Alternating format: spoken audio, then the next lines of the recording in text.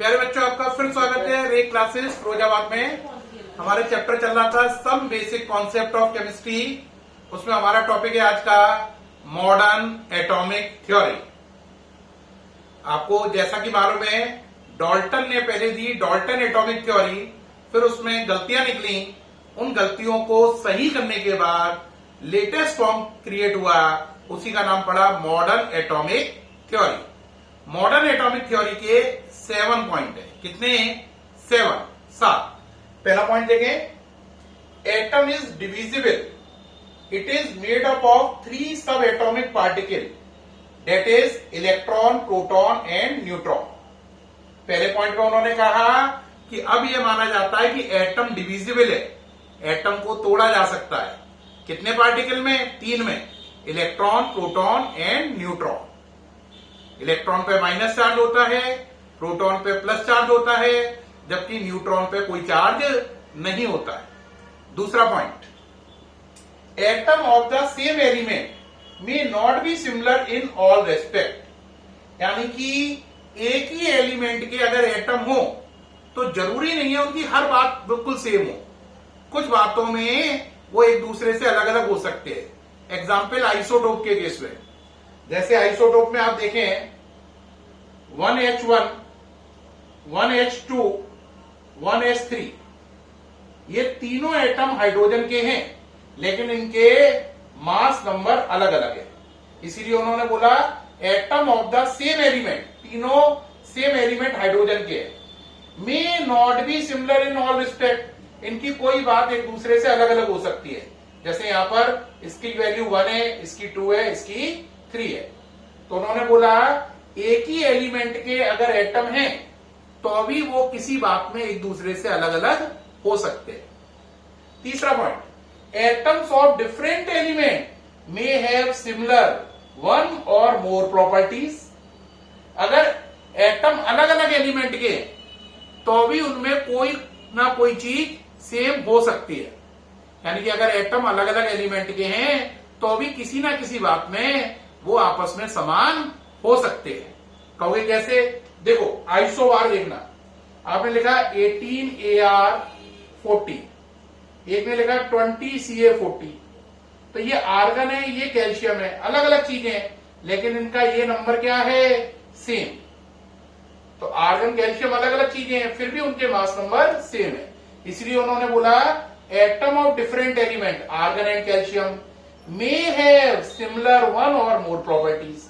यानी कि अगर अलग अलग चीज के एटम हैं तब भी उनकी कोई ना कोई प्रॉपर्टी सेम हो सकती है।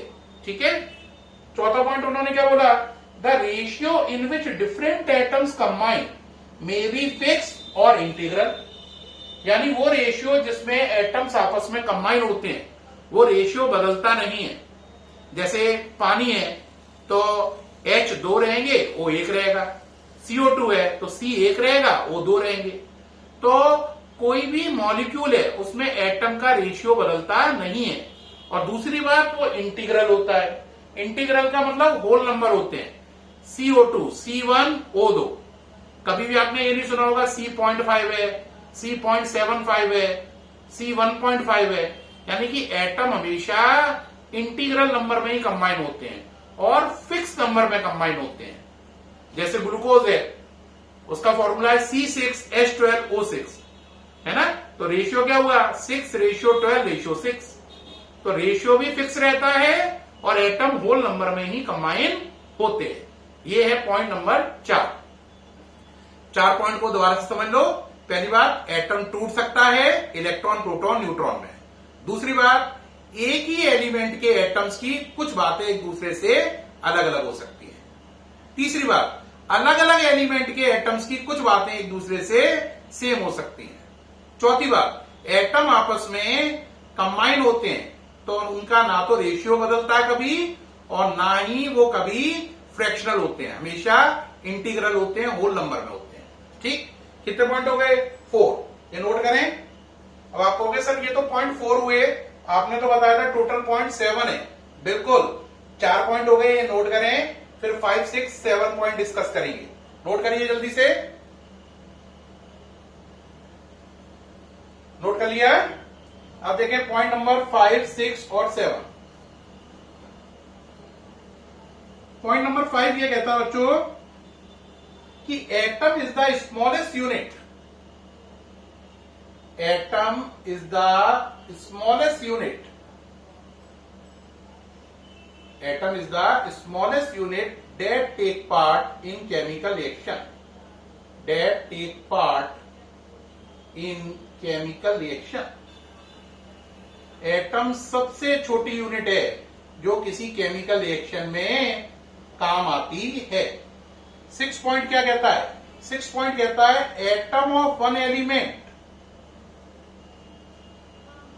Can be converted into atom of other element. Atom of one element can be converted into atom of other element by artificial transmutation.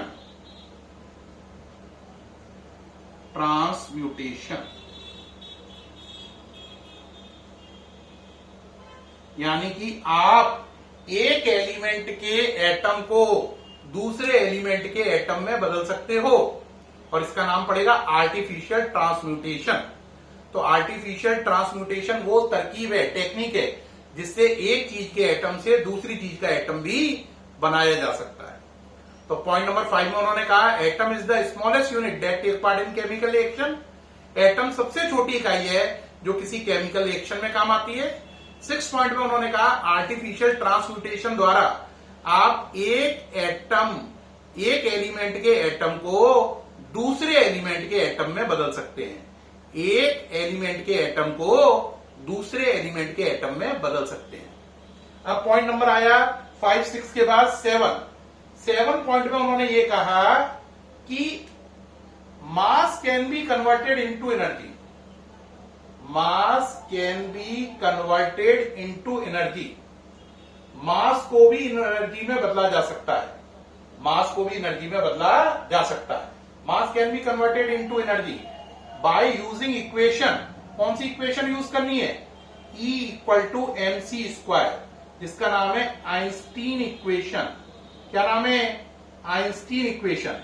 ये इक्वेशन कहती है अगर आप m मास की वैल्यू रख दो और उसमें c² का मल्टीप्लाई कर दो तो आपको पता चल जाएगा कितनी एनर्जी बनेगी।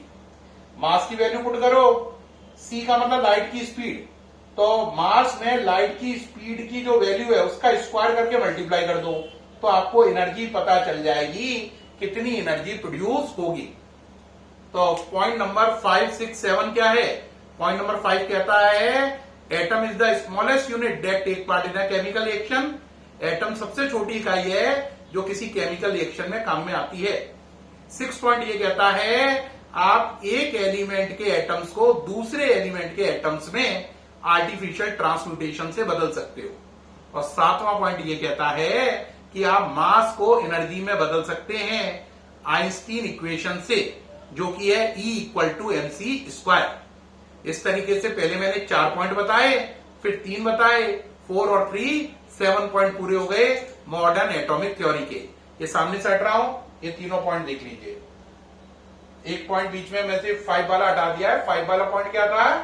5 वाला पॉइंट था atom is the smallest unit that take part in a chemical reaction. Note कर लिया? तो प्यारे बच्चों, इस वीडियो में मैंने आपको मॉडर्न एटॉमिक थ्योरी बताई। उसमें कितने पॉइंट बताए? आपको पॉइंट बताए 7। एक एक करके सारे ही सुन लो वापस। पहला बताया एटम डिविजिबल है, 3 पार्टिकल से मिलकर बना है, इलेक्ट्रॉन, प्रोटॉन और न्यूट्रॉन से। दूसरा बताया एक ही एलिमेंट के एटम्स कुछ बातों में एक दूसरे से अलग हो सकते हैं। तीसरा बताया अलग अलग एलिमेंट के एटम कुछ बातों में एक दूसरे से सेम हो सकते हैं। ठीक। चौथा क्या बताया? एटम आपस में कंबाइन होते समय अपना रेशियो फिक्स रखते हैं और वो होल नंबर में होता है। पांचवा क्या बताया? एटम सबसे छोटी यूनिट है जो किसी रिएक्शन में भाग लेती है। छठवां पॉइंट बताया आर्टिफिशियल ट्रांसम्यूटेशन द्वारा आप एक एलिमेंट के एटम को दूसरे एलिमेंट के एटम में बदल सकते हैं।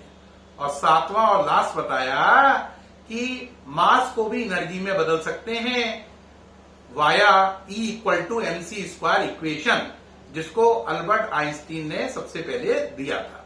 ओके, ये पूरा ओके है प्यारे बच्चों? मुझे पूरी उम्मीद है इस वीडियो द्वारा आपको मॉडर्न एटॉमिक थ्योरी के सातों पॉइंट दिमाग में बिल्कुल अल्ट्रा क्लियर हो गए होंगे और एकदम क्लियर हो गया होगा कि मॉडर्न एटॉमिक थ्योरी क्या है।